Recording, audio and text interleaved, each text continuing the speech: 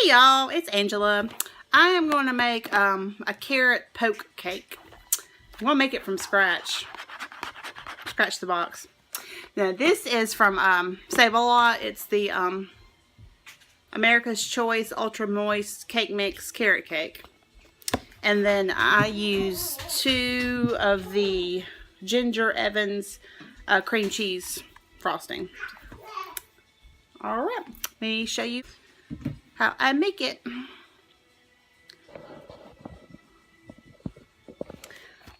Alright, per directions, 1 cup of water, 1/3 cup of vegetable oil, and 3 eggs.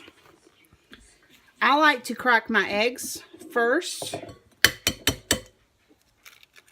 I always like to have one of the wet ingredients in first. I feel like it doesn't make the, I feel like it makes everything mix better.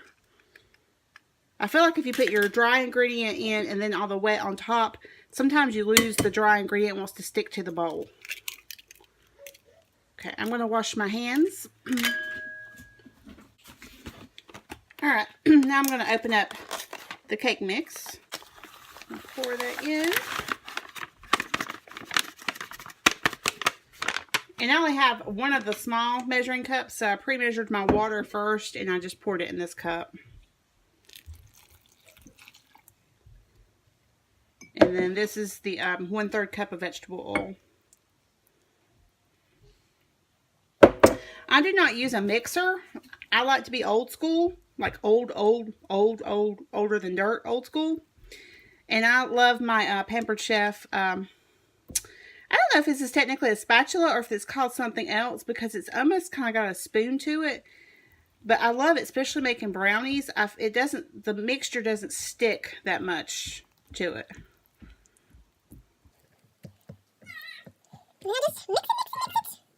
Always kind of make sure I break up my eggs.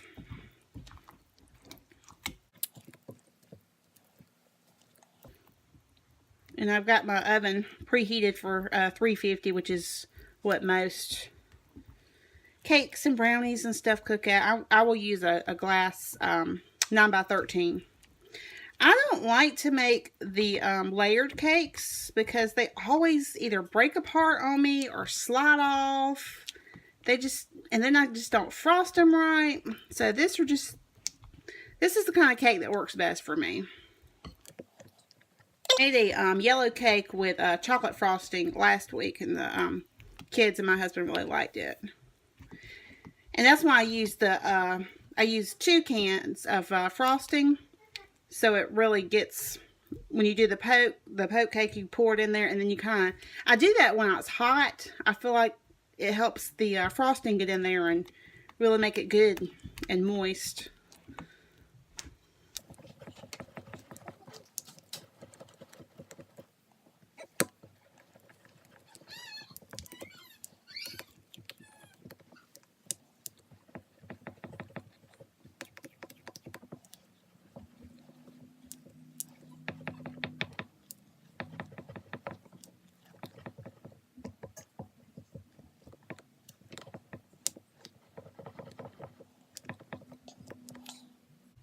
Alright, and I know y'all are looking at it and you're saying there's still chunks in there. I have never had a problem with having dry patches or anything. This is just how I've always made my cake. Okay, I need to spray my pan. And I use just vegetable oil, whatever I find wherever, whatever's cheapest. I just get the, I always get the store brand.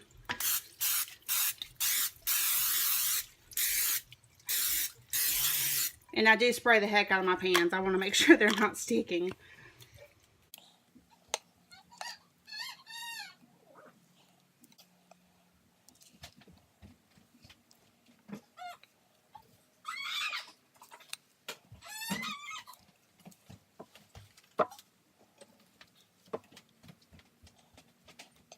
So, I mean, this spatula, it just really rakes it clean.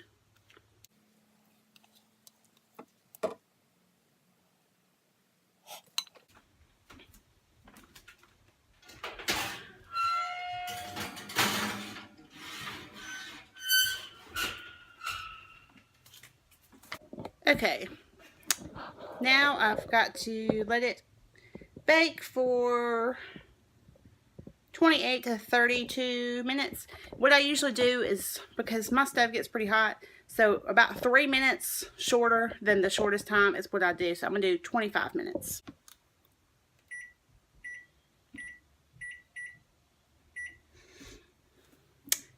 And yes, I like to use my microwave timer. Alright, I will see you back when I pull it out of the oven.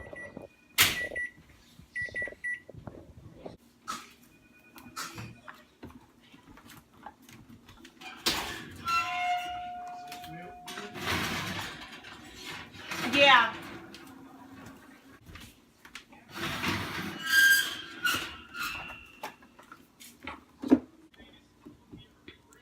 Okay, let's see if it's done.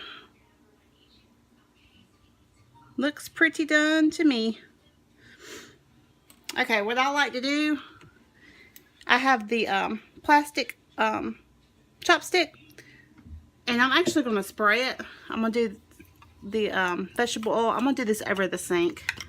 Okay, and then I just randomly poke holes in the cake. Why it's hot.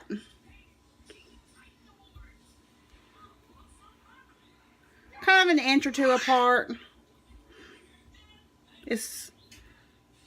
Sometimes I kind of start in a pattern going around the cake, and then by the end of it, it's very random. But spraying it kind of helps a little bit with the cake coming off of the chopstick.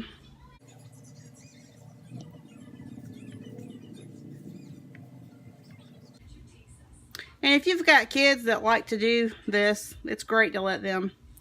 My kids are either too little or too old to appreciate doing this right now.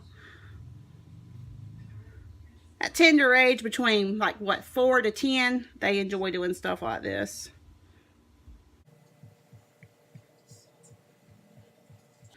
And remember, the more holes you poke in there, the more frosting will go down into the cake. Okay, I think that's it. Now what I do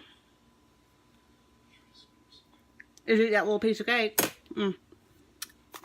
I like to take this and stick it in the microwave for a minute to melt, and then pour it over it while it's hot. And of course, make sure you've got all of the metal type stuff off there. You don't want to be sparking up your microwave.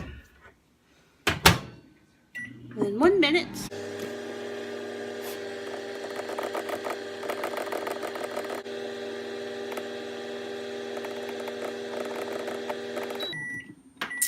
Okay. And then be careful getting it out. Ooh, this one did a little different than the chocolate one I did the other day. It really bubbled up. The chocolate frosting I microwaved like this the other day did not bubble up like this. Okay, I'm going to go ahead and take y'all and move you to the cake.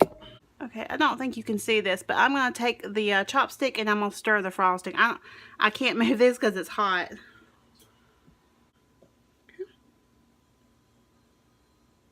You can just kind of drip the excess off onto your cake, because you're getting ready to pour the frosting all over it anyway.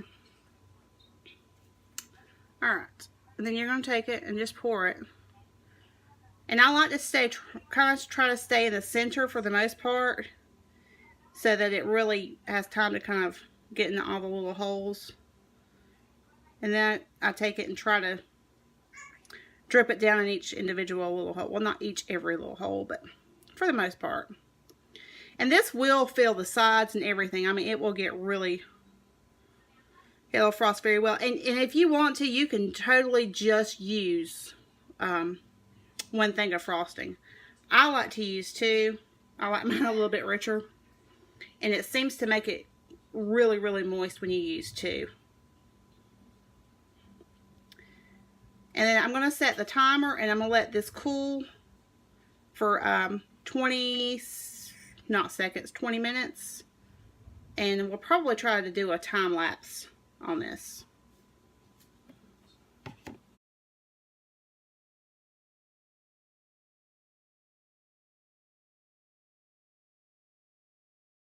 Okay, it hasn't quite been 20 minutes, basically about 10 minutes, but it's pretty well soaked in. So I'm going to go ahead and microwave the other frosting and then pour it over. Okay, and I'm just going to stir up the other frosting. And I was trying to get it to where y'all could see it, but still can't see it. Okay. And then we just pour this can over and try to fill in some of these holes. I did try to make the stream a little bit skinnier and go a little bit slower to fill in the holes and try to keep it on top as much as possible. Yeah, I made a yellow cake with chocolate frosting, and my mom is not a big cake eater.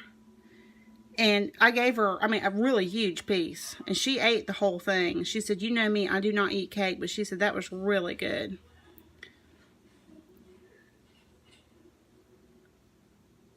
These just make really moist cakes. And I'm just, y'all probably say, well, why don't you use a mixer? I'm just not a big fan of the mixer. I don't know. I always make a huge mess with a mixer. It seems to always get everywhere, and I don't know. I just like my little spatula. And I've always been told that my cakes are really moist. And I don't know if it's because I put a wet ingredient in first before the dry, if that's the key to it. Actually, we had a dinner at church one Sunday, and this man came up to me and said, I need the recipe. I made a strawberry cake that time. He said, I need a recipe. And I said, okay, get in your car, drive to the grocery store, get a box of cake mix. He's like, no, that's not box cake. He said, it tastes just like my grandmother's cake. I said, maybe your grandmother didn't cook from scratch. Just like to fill in all these little holes and get them full of frosting.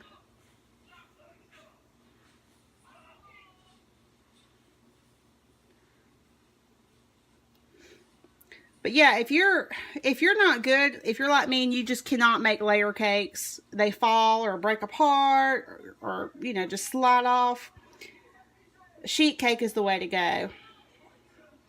This is just always what works best for me. Alright guys, I hope you liked this video. If you did, give me a thumbs up. If you're not yet a subscriber, click below and subscribe. And if you are new to this channel and a new subscriber, hop over to the 100 subscriber giveaway. Subscribers giveaway. My tongue really got tied there. And read about that, and well, listen to the video and enter it.